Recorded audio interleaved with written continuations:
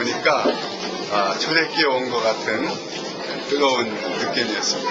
그래서 우리 교회에서 성령 충만한 가장 큰 교회가 될 것이라 하는 느낌이 들었습니다. 하나님 가운데 계신 하나님의 신분을 받고 택함을 받으며 세상에 하나님의 뜻을 전하고 그리스도의 복음의 진리를 전하는 사명을 다하려면 어떤 자세를 가져야 하겠는가를 성경에 나오는 믿음의 조상들의 사적을 통하여 배워보고자 합니다. 믿음의 조상들은 하나님의 사자, 하나님의 심부름꾼으로 쓰임받은 사람입니다. 하나님의 거룩하신 뜻을 전하기 위하여 세상에 보냄을 받은 사명자들입니다. 그들에게서 우리는 사명자의 자세를 엿볼 수 있으라고 합니다. 특별히 금년도 초에 배우는 교회에 일어나 화해 대로를 열어라, 화해라고 하는 메시지에 초점을 맞추고 있습니다. 그래서 믿음의 조상 이삭을 살펴보도록 하겠습니다. 하나님은 이삭 같은 사람을 쓰십니다. 우리가 이삭의 특성을 생각해 볼 때에 그는 한마디로 온유한 사람이라고 볼 수 있습니다. 세상에 이삭과 같이 온유한 사람을 찾아보기가 쉽지 않습니다.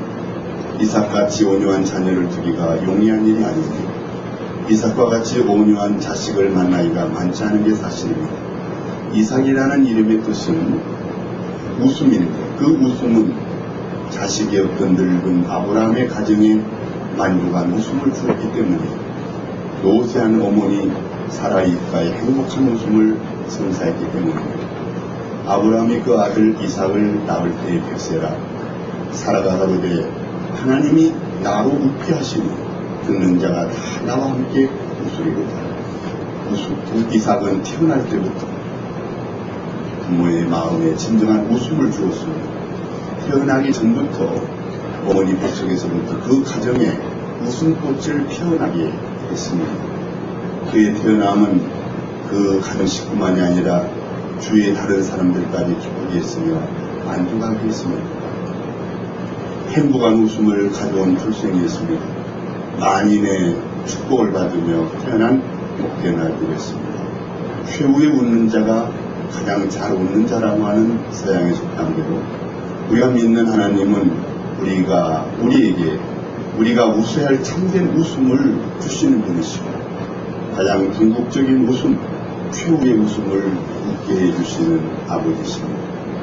이삭의 온유한 성품은 태중에서부터 하나님의 은혜를 받고 부모의 만족한 웃음을 받고 부모의 축복을 받으며 태어났기 때문이 아닌가 생각이 됩니다. 사람은 완성품으로 태어나지 않고 이 완성품으로 태어나서 완성품으로 성장해 나가게 됩니다. 처음부터 난폭한 성품을 가지고 태어난 자녀는 없다고 합니다. 자녀들의 성품이 온유하지 못하고 난폭이 되는 것은 거치는 환경에 지배를 받는 답도 있겠지만 더 중요한 요인은 어려서부터 어떤 소리를 들으며 자라느냐에 달려있다고 봅니다. 3살 버릇이 8까지 간다는 어린의 속담도 있지만 어린 아이들의 성격은 대부분 부모의 성격이나 말버릇에 좌우된다고 봅니다. 사람의 성격이나 인격은 3살 이전에 형성되며 어머니 태중에 있을 때부터 부모의 영향을 받는다고 합니다. 부모가 불량한 마음을 품고 불량한 말을 쓰고 쌍스러운 욕설을 입 밖에 내게 됩니다. 그 슬하에서 태어나고 자라나는 자녀들은 틀림없이 불량한 성품으로 변할 수밖에 없습니다. 부모 입에서 더러운 말이 나오고 쌍스러운 욕이 나오고 불량한 소리가 튀어나온다면 그런 소리를 듣고 자라는 자녀들은 반드시 불량한 성품을 갖기 마련입니다. 화가 난다고 자녀들에게 함부로 욕을 하고 쌍스러운 소리를 하는 것은 꼭 그 자녀에게 저주의 씨앗을 뿌려주고 저주의 씨를 심는 것과 같습니다. 이까짓 것이 무엇을 하겠니? 하고 딸 보고 무시하며 얕잡아 보는 말을 하며 부정적인 소리를 들려준다면 그 아이는 부정적인 사고방식과 비관적인 성격의 소유자가 되고 말 것입니다. 너는 글렀어. 넌 틀려먹었어. 엎쳐먹고 씹어먹었어. 하고 그 자녀를 내리깎는 소리를 자주 하면은 그런 소리를 듣고 자라는 자녀들은 그래, 나는 틀려먹었어. 나는 틀려먹었어. 에라 모르겠다. 절대로 되라지 하고 자기를 학대하여 포기하고 일부터 패배감에 사로잡혀 아무것도 하지 못하는 사회의 낙오자가 되기 쉽습니다. 부모들이나 또 선생님들은 지적인 위치에 있는 어른들은 특별히 말조심을 해야 합니다. 개를성 싶은 나무는 떡잎부터 한다더니 너는 안 돼. 깔보는 소리, 무시하는 소리, 자녀나 학생들의 가능성을 짓밟아 뭉개버리고 죽이는 소리를 무책임하게 뱉어서는 안 됩니다. 법사의 자식들아, 너희는 악하니 어떻게 선한 말을 할 수 있느냐. 이는 마음에 가득한 것을 입으로 말하며 선한 사람은 그 쌓은 손에서 선한 것을 내고 악한 사람은 그 쌓은 악에서 악한 것을 내느냐. 내가 너에게 이르노니 사람이 무슨 무익한 말을 하든지 심판날에 이에 대하여 신문을 받으리니 내 말로 어렵다함을 받고 내 말로 정죄함을 받으리라는 주님의 말씀대로 악한 말을 한 사람은 자기 입에서 내놓은 악한 소리에 의해 하나님의 심판을 받는 게 당연하겠지만 문제는 자기가 기르는 자녀들이나 가르치는 학생들에게 악한 말을 하고 무익한 소리를 하며 더럽고 추한 욕설을 퍼붓고 쌍스러운 저주를 많이 들려준 게 있습니다. 그것은 밭에다 나쁜 씨, 가라지, 잡초, 엉겅퀴, 가시덤불 같은 못된 씨앗과 악한 뿌리를 뿌리고 심어주는 것 같기 때문입니다. 나쁜 말을 해서 자기가 저주를 받고 벌을 받는 건 당연하지만 그 말을 들은 자녀들이 왜 그런 어려움을 겪어야 됩니까? 그런 악하고 부정한 씨를 뿌려준 책임을 누가 지겠습니까? 욕설과 저주의 세례를 받으며 자라는 자녀가 온유한 성품을 가지고 성공적인 사람으로 자라나기를 기대할 수 있겠습니까? 어린 아이들에게도 반말보다는 존댓말을 써주는 것이 좋습니다. 우리 사랑하는 자녀들과 학생들이 부정적인 소리, 쌍스러운 욕설, 저주와 악담의 세례를 받으며 자라게 해서는 안 됩니다. 그렇게 자라게 하는 것은 악의 씨앗을 그 자녀들의 마음밭에 뿌려주는 것 같으며 불량한 성품의 소유자로 키우는 것과 다름이 없습니다. 다시 한번 강조합니다. 부모님, 선생님, 지도적인 위치에 있는 어른들은 말조심을 해야 합니다. 입을 함부로 놀려서는 안 됩니다. 그것은 자신의 심판거리일 뿐만 아니라 자기 악한 말을 듣는 자녀와 학생들이 저주거리이기 때문입니다. 오늘 이 시대가 살기가 편리해지고 안락해지지만 옛날보다 불량한 상품의 범죄자가 더 많아지는 것은 1차적으로 악한 말을 쓰는 부모나 선생들이 많기 때문이라고 합니다. 지도적인 위치에 있는 분들의 언어 생활도 중요할 뿐만 아니라 자녀들에게 무엇을 보여줄 것인가가 또한 큰 과제가 아닐 수 없습니다. 귀로 듣고 눈으로 보는 것에 의해서 그의 생각과 의식이 결정되는 겁니다. 그런 선량한 것을 보여주고 좋은 것을 보여주며 올바른 것을 보여줘야 합니다.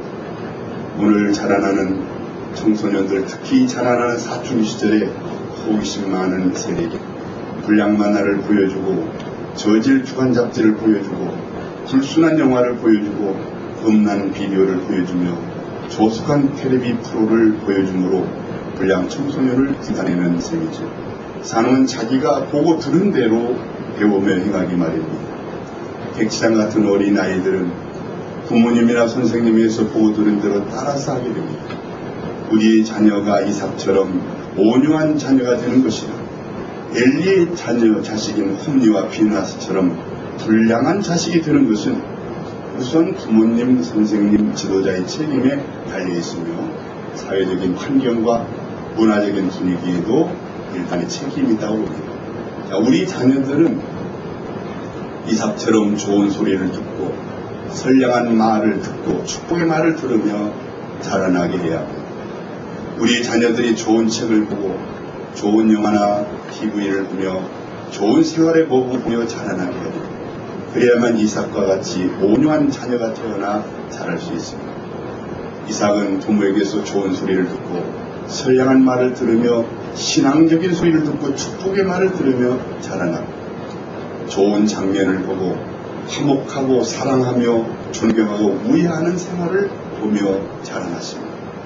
다투는 소리보다는 화목한 소리를 듣고 딱딱한 말보다는 부드러운 말을 들으며 원망 불평보다는 감사 찬양을 들으며 성장했습니다. 아버지에게서 어머니에게서 나그네를 거절하는 것보다는 자기 집에 찾아온 나그네를 영접하는 장면을 보고 자라났죠. 굶주리고 헐벗은 자를 학대하는 것보다는 굶주리고 헐벗은 자들을 후대하는 장면을 보며 자랐고 병들고 갇히고 외로운 자를 모른 척하기보다는 찾아가서 문안드리고 위로하는 것을 보면서 성장했을 겁니다. 사람들은 뿌린 대로 열매 맺기 마련이며 심은 대로 거두기 마련입니다.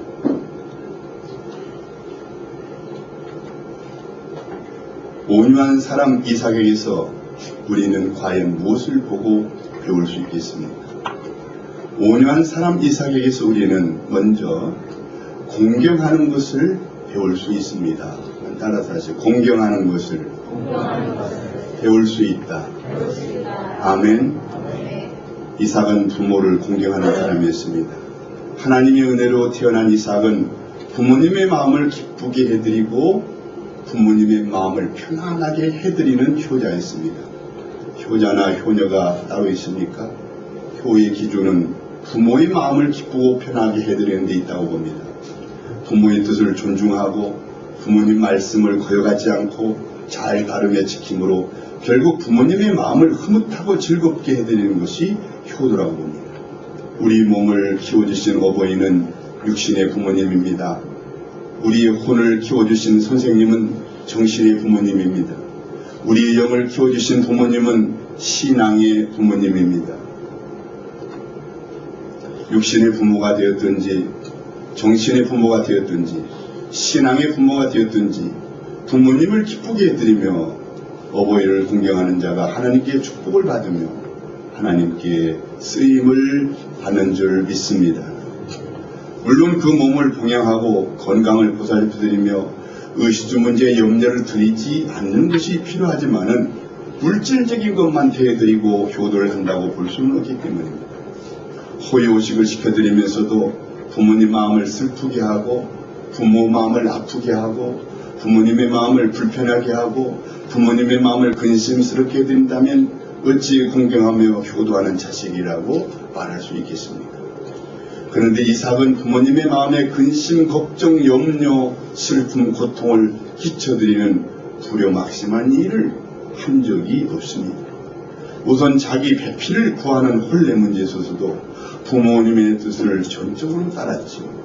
그가 미성년자가 아니라 성년이 돼서도 나이가 40이 돼서 판단 기준도 있고 옳고 그름을 판단할 수 있는 이성이 있는 그 나이인데도 자기 주장을 하지 않았어요.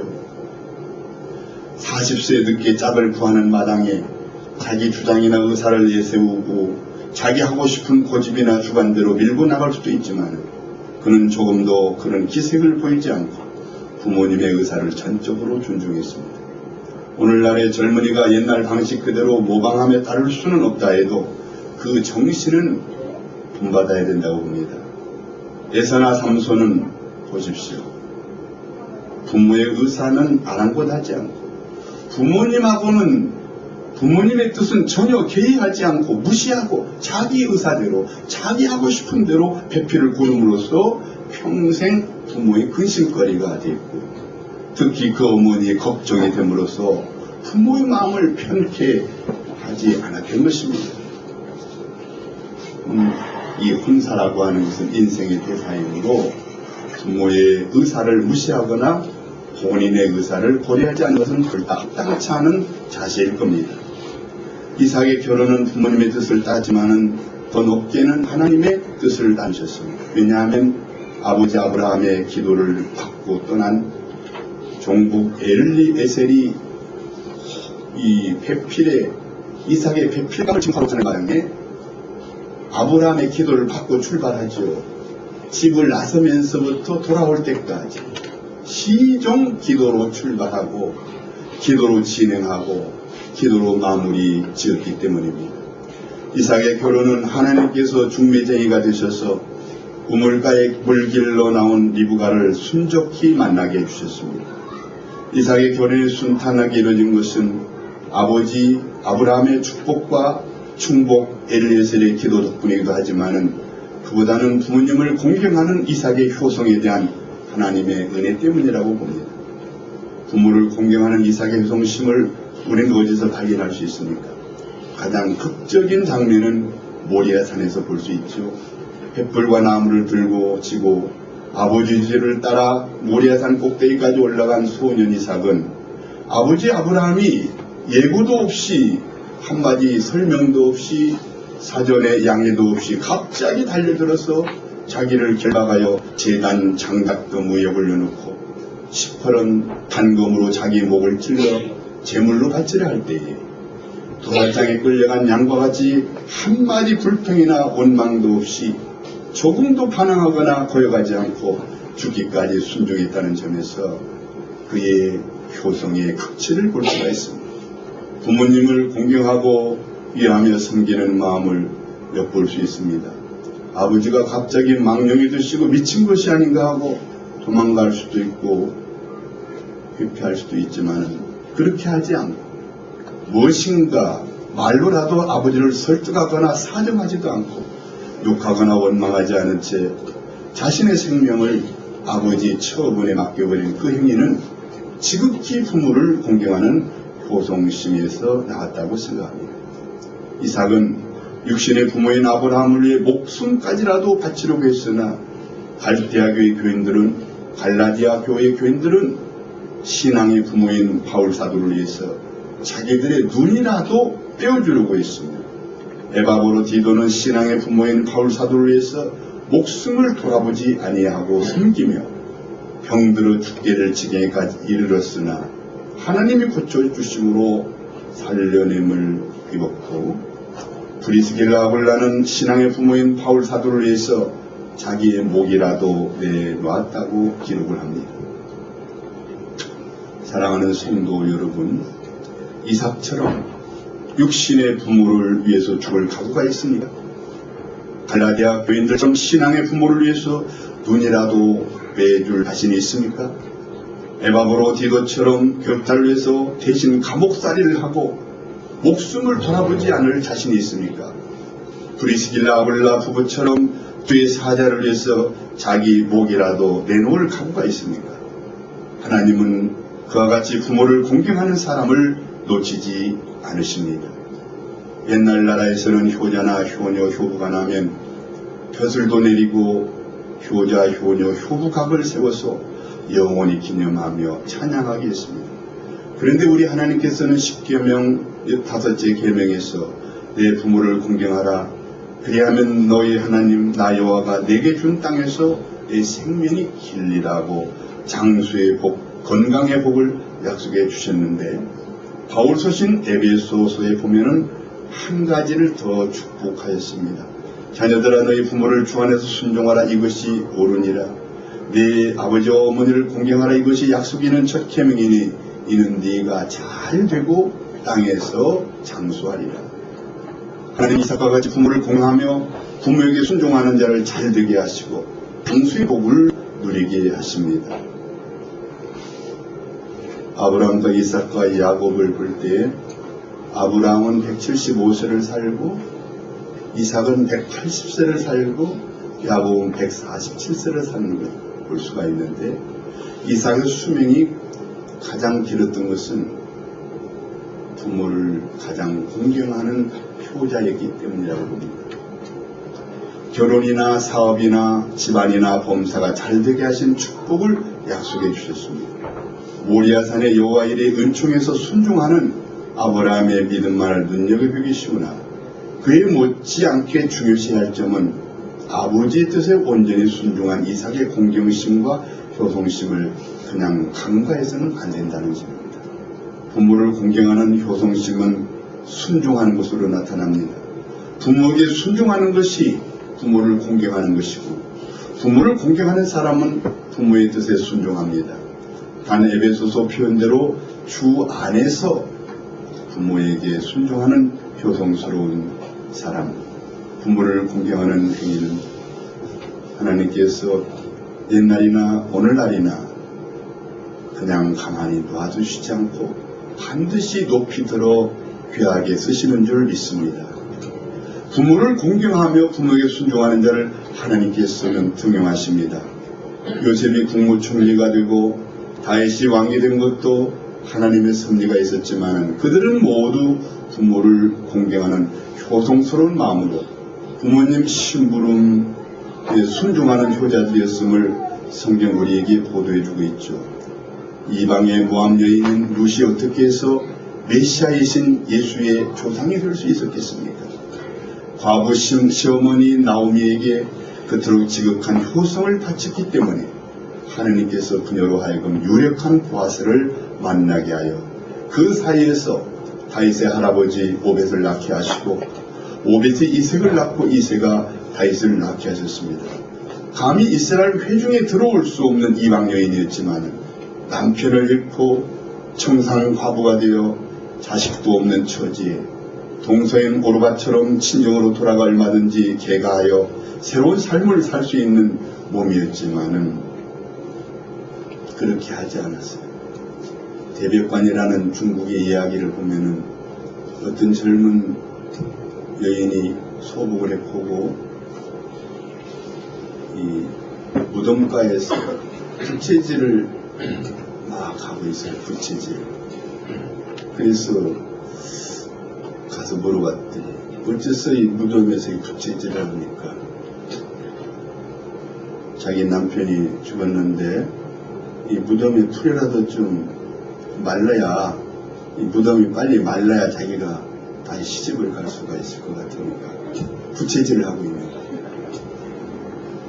무덤의 풀이라도 좀 말라야 자기가 개가를 할 수 있으니까 부채질을 막 하고 있다. 그래서 그 주인공이 집에 두고 온 아내도 의심스러워가지고 그 정조를 시험을 하잖아요. 그래가지고 여러 가지 형태로 변장을 해가지고 자기 집에 두고 있는 아내의 정조를 의심하고 막 시험하다가 결국은 그 아내를 죽게 만드는 그런 이야기가 있어요.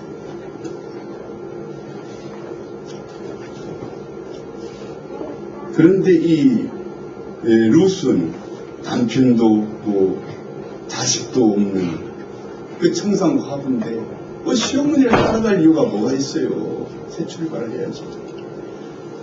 죽은 남편에 대한 사랑과 시어머니에 대한 효성심으로 떠나가지 아니하고 끝까지 시어머니를 따라가 남편의 고향 베들레헴에 따라와서 얼마나 고생을 많이 하고 밭에 나가서 떨어진 이삭, 그 밭에 떨어진 이삭 하나하나를 주스로 다니는 거예요. 구박을 받으면서 그 떨어진 이삭 하나하나를 주워다가 그것으로 시어머니를 봉양을 하는 거예요. 먹을 거 얻었으면 혼자 먹지 않고 그걸 남겨놓고 품에 그걸 품고 와서 시어머니를 드리는 거예요. 얼마나 눈물겨운 이야기입니다. 그렇게 이삭을 주워다가 시어머니를 봉양하고 공경하다가 하나님의 은혜를 입고 하나님이 그냥 보고 계실 수가 없어. 마침내 그녀를 예수님의 조상이 되는 축복을 받게 된 겁니다. 시어머니를 공경하는 룻의 마음을 엿볼 수 있는 룻의 고백은 우리 가슴을 뭉클하게 감동시키곤 하죠. 룻이 가로되 나로 어머니를 떠나며 어머니를 따르지 말고 돌아가라 강권하지 마옵소서. 어머니께서 가시는 곳에 나도 가고 어머니께서 유숙하시는 곳에 나도 유숙하겠나이다. 어머니 백성이 나의 백성이 되고 어머니 하나님이 나의 하나님이 되시리니 어머니께서 죽으신 곳에서 나도 죽어 거기 장사될 것이다. 만일 내가 죽는 일에 어머니와 떠나면 여호와께서 내게 벌을 내리시고 더 내시길 원하나이다. 이 구절 속에 어머니라는 말이 8번이나 나오고 있어요. 하나님의 은혜와 축복은 룻과 같이 부모를 공경하는 자에게 맙니다. 룻은 자기가 밭에 나가서 온종일 죽은 이삭을 시어머니에게 보이고 자기가 먹고 남긴 것을 잘 간직해 와서 시어머님에게 드렸습니다. 맛있는 것은 먹지 않고 남겨두었다가 아껴두었다가 잡수도록 했습니다. 일하고 집에 돌아가서 시어머니에게 그날 일한 것을 일일이 다 말하고 알게 해줬습니다. 그리고 시어머니 시키는 대로 지시와 분부대로 순종을 했습니다. 룻은 듣기를 잘하고 대답도 공손히 잘했죠. 시어머니의 말이 그 말에 피곤하지만은 착실히 대답을 했어요. 그래서 룻은 하나님의 손길에 붙잡힘을 받고 하나님의 눈에 발견이 되고 하나님께 등용이 돼서 귀한 역할을 감당하는 하나님의 은혜를 힘입어 귀하게 쓰임받는 인재가 되었던 것입니다. 예레미야 선지자 우리에게 그런 메시지를 전해주고 있습니다. 레갑의 아들 요나답이 선조의 명령에 순종하기 위해서 포도를 심지 않고 술을 마시지 않으며 집을 짓지 않고 장막에 거하며 가나안 문화와 바알 숭배를 적극 배교했습니다. 레갑 족속은 유목민으로서 겐족에 속했는데 선조의 명령에 순종하여 부모를 공경하고 어버이 뜻을 존중히 여기는 레갑의 아들 요나답의 가훈을 하나님께 축복하시기를 나 만군의 여호와 이스라엘 하나님이 같이 말하노라. 레갑의 아들 요나답에게서 내 앞에 설 사람이 명령이 끊어지지 아니하리라 약속하였습니다.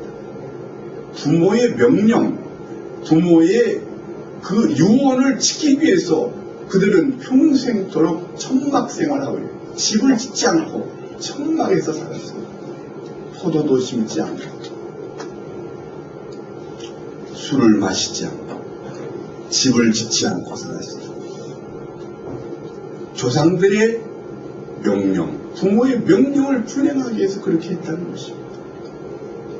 유명히 여김을 받고 존귀 쓰임을 받은 자가 부모를 공경하고 부모에게 순종하는 자의 가문에서 끊이지 않고 배출되게 하시겠다는 축복의 보증을 받은 것입니다. 온유한 사람 이삭에게서 우리는 양보하는 것을 배울 수 있습니다. 따라서 하시죠. 양보하는 것을 배울 수 있다. 아멘. 이삭은 이웃에게 양보하는 사람이었습니다.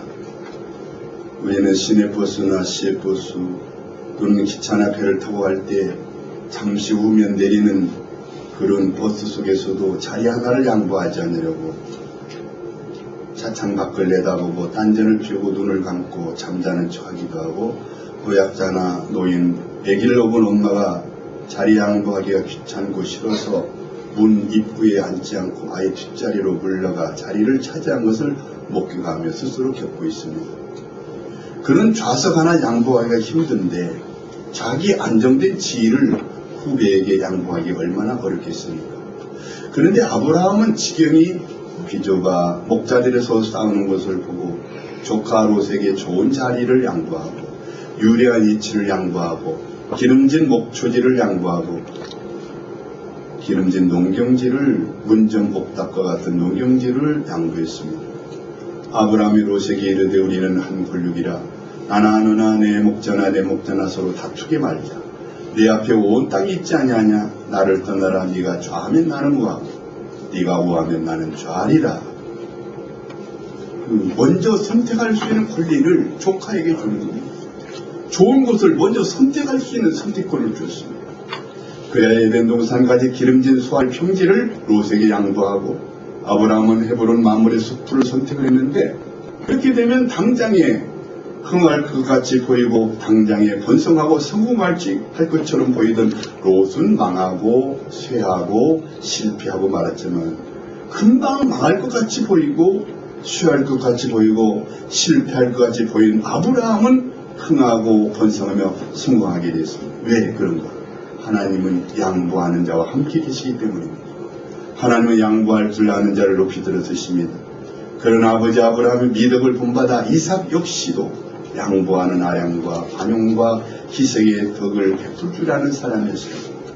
오랫동안 비가 오지 않고 가뭄이 계속될 때, 물 한 통이 없어 목마르고 갈증에 시달릴 때 소방서 차가 와서 물동이를 쭉 질벽에 들어서서 차례대로 물을 받아가는 자리에서 남에게 자기 차례를 양보하거나 이웃에게라도 자기 순서를 한치라도 양보하지 않으려고 다투기도 하고 생명샘, 생수샘, 약수터 같은 데서도 언성을 높이고 싸움과 언쟁을 벌이기도 합니다. 가뭄에 물 한 통 가지고도 그렇게 양보할 기미가 없고 매일 물 깃는 약수터에서도 자기 차례를 양보할 길 찾아볼 수 없는 하물며 물이 생명수처럼 귀한 지대에서 물 여러 번 여러 곳에 양보한다는 것은 얼마나 놀라운 일입니다. 성지 이스라엘에 가면 관광객 순례자들 보람병에 1불씩 주고 사먹는데 기름값보다도 물값이 더 비싸죠. 그래서 가뭄이 계속되어 대지가 목말라 타들어갈 때 오래간만에 비가 오면 서로 자기 논에 물을 대려고 소신한 삽을 가지고 이웃과 다투다가 살인을 저지르기까지 하는 기사를 우리가 신문 가심란에서 읽어보기도 합니다. 그런 자기 아버지가 판 우물들을 흙으로 메우고 그 메꾸었던 우물을 다시 팠는데 블레셋 사람들이 자기들 것이라 주장을 하니 양보하고 또 다른 우물들을 그날 목자에게 양보하고 여러 번 한두 곳에 우물하는 여러 곳에 생명 같은 우물을 다투지 않고 양한다는 것은 정말 거짓말 같은 사실이 아닐 수가 없습니다. 천진난만한 어린아이들도 자기 우유병이나 엄마 젖을 남에게 양보하지 않으려고 욕심을 부리고 질투와 시기를 부리는 것을 목격할 수가 있죠. 거리에서 시내버스나 택시 또는 트럭이 서로 상대방의 길을 양보하지 않고 서로 먼저 가려고 추월을 양보하지 않습니다. 경쟁을 심하게 하다가 사고가 나고 서로 길을 막고 기사들이 삿대질을 하고 역사를 잡고 싸우는 장면도 볼 수가 있어요. 비좁은 도로에서 서로가 서로에게 조금만 양보하면 원활하게 소통이 될 텐데 그것이 말처럼 쉽지 않고 인간의 이성보다 감정의 앞섬으로 싸움과 불화가 일어나기 쉽습니다. 저도 운전을 하고 가다 보면 저 싸가지 없는 놈이 나고 욕이 막 튀어나올 때가 있어요. 운전하다 보면 입이 거칠어지더라고요. 예.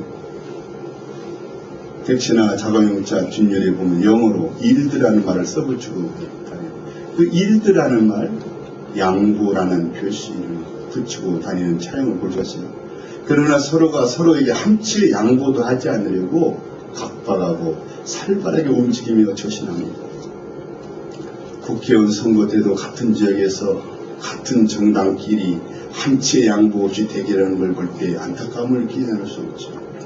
나라의 대권 경쟁에 나선 야당 당수들이 서로가 형님 먼저 아우 먼저 하고 농심라면 선전처럼 양보하는 아량과 미덕과 희생정신을 발휘해주기를 바라지만 국민의 기대에 부합되지 않게 중상모략과 평탄한 대결로 서로가 침몰되고 패배의 승자를 마시게 돼서 씁쓸한 입맛을 느끼게 됩니다. 자, 그런데 온유한 이삭은 그랄 골짜기에서 판 에색이라는 우물들, 신나라고 하는 다른 것들을 다툼없이 선뜻 양보하고 또 다른 것으로 옮겨 자리를 잡고 우물을 탔다는 것은 얼마나 놀랍고 위대한 삶의 모습입니다. 하나님은 양보심이 강한 사람을 부르시어 쓰십니다. 양보하는 덕을 갖춘 사람을 높이 들어 쓰십니다. 좌석하나 차례 한 번 물 한 통 좋은 지혜 한 자리를 후배나 이웃에게 낯선 사람의 양보하지를 못해서 다투며 싸우는데 구주 예수님은 십자가에서 강도 바라바에게 자기의 목숨을 양보하셨습니다. 죄인과 괴수 같은 우리 죄인을 위해서 고귀한 생명을 양보하셨습니다. 남북한 당국도 서로가 자기 주장만을 고집하지 말고 서로 조금씩 양보할 때 남북한의 대화가 통하고 방문도 이루어지고 교육도 이루어질 뿐만 아니라 온 민족이 바라는 평화 통일도 이루어지게 되리라고 믿습니다. 동서 간의 양대 진영도 서로가 서로의 이념과 사상만을 고집할 게 아니라 서로가 서로에게 조금씩 양보하는 미덕을 보일 때 동서 화해의 분위기가 조성되고 냉전과 긴장이 완화되어 나갈 겁니다. 가정에서 부부싸움이나 고부간의 갈등도 서로가 한치의 양보를 할 때 가정의 화평과 화목이 이루어질 것입니다. 교회나 직장의 화평도 마찬가지입니다. 양보하는 사람은 바보 같고 망할 것 같지만은 하나님은 양보하는 자의 편이 되어 주셔서 현명한 자가 되게 하며 흥한 결과를 이루어 주십니다. 이삭은 양보하는 사람이었으나 하나님께서 그들의 장소를 넓게 하셨고 그 땅에서 번성했으며 그들을 시기하고 대적하던 그랄 왕 아비멜렉이 마침내 찾아와서 확신을 맺으며 평화의 조약을 맺기를 청하였던 것입니다. 그들이 가도 여호와께서 너와 함께 계심을 우리가 분명히 보았으며 우리 사이고 우리와 너 사이에 맹세를 세워 너와 계약을 맺으리라 말하였노라. 이제는 여호와께 또는 여호와께 복을 받은 자니라. 이렇게 양보하고 자기의 기득권을 포기하여 망할까지 보였지만 그런 자와 함께 계시어 번성케 하시고 복을 받게 하심으로 결국은 왕이라도 그 앞에 나와 화해의 악수를 청하며 동맹관계를 맺자고 머리를 숙이고 평화의 계약을 제의하며 허리를 굽히는 것을 보게 됩니다. 자기를 희생하며 이웃에게 양보하는 정신과 미덕을 발휘하는 자를 하나님께서는 크게 들어주십니다. 온유한 사람 이삭에게서 우리는 또한 우물 파는 것을 배울 수 있습니다. 따라서 하시죠. 우물 파는 것을 배울 수 있다. 아멘. 이삭은 자기 우물 판 사람이었습니다. 남이 파놓은 우물을 얻어먹거나 길어먹는 사람이 아니라 자기 우물을 파는 개척적인 사람이었습니다. 그가 판 우물들의 이름을 보면 에색이라는 우물 다툼이 있고 신나라는 우물 대적함이라는 우물이 있고 르우봇이라는 장소가 넓음이라는 우물이 있을 뿐만 아니라 세바라는 맹세라는 우물이 있습니다. 그런데 그 우물들은 각기 한 곳씩만을 의미하지 않고 여러 곳에 우물을 개척한 것으로 보입니다. 우리 흔하지 않은 지역에서 한두 곳도 아닌 근 10여 곳에 우물을 팠다고 하는 것은 쉬운 노릇이 아닐 겁니다. 장비도 불편하고 미미한 시대에 그토록 많은 우물을 판다는 건 얼마나 고달팠겠습니까? 예를 들면 석유가 희귀한 우리나라에서 석유가 묻힌 유정을 발견하여 파내는 것처럼 힘든 작업이었을 겁니다. 우리나라 건설 회사들이 마드라 유전이니 쉘 유전이니 말레이시아 해역의 유전을 개발하기 위해서 막대한 기술과 자본을 투자하여 시구를 하며 바다에 시추선을 띄워놓고 모험을 하는 것 이상으로 이삭은 그러한 모험정신과 개척정신으로 지치지 않고 우물을 파는 사람이었습니다. 아버지 아브라함이 세상을 떠난 후 아들 이삭에게는 흉년이 닥치고 아내까지도 뺏길 위험한 고비도 있었습니다. 그러나 모리아 산의 제단에 바쳤다가도 되돌려받은 이삭이 아브라함이 없다고 망할 리가 없습니다. 아브라함의 아들임과 동시에 하나님의 아들이기 때문이죠. 망하기는커녕 오히려 여호와께서 복을 주심으로 그 사람이 참되하고 마침내 거부가 되어 양과 소가 때를 이루고 노부기심이 많을 정도였습니다. 그러나 이 하나님의 축복을 시기 질투하는 무리들이 있었으니 블레셋 같은 이방 족속들이었습니다. 이들은 생명의 근원되는 우물을 막고 흙으로 메꾸며 이삭과 그 가족들의 생계를 위협했습니다. 할 수 없이 이삭은 다른 지방으로 가서 우물을 팠습니다. 그러나 거기서도 우물을 뺏기고 또 다른 곳에 갔으나 또 뺏기곤 했습니다. 네 번째 판 르우봇이라는 우물에서는 문자 그대로 온유한 자에게 오는 넓은 땅을 차지하며 별탈 없이 살게 되었습니다마는 이삭의 생애는 쫓겨다니며 우물을 파는 생애와 같습니다.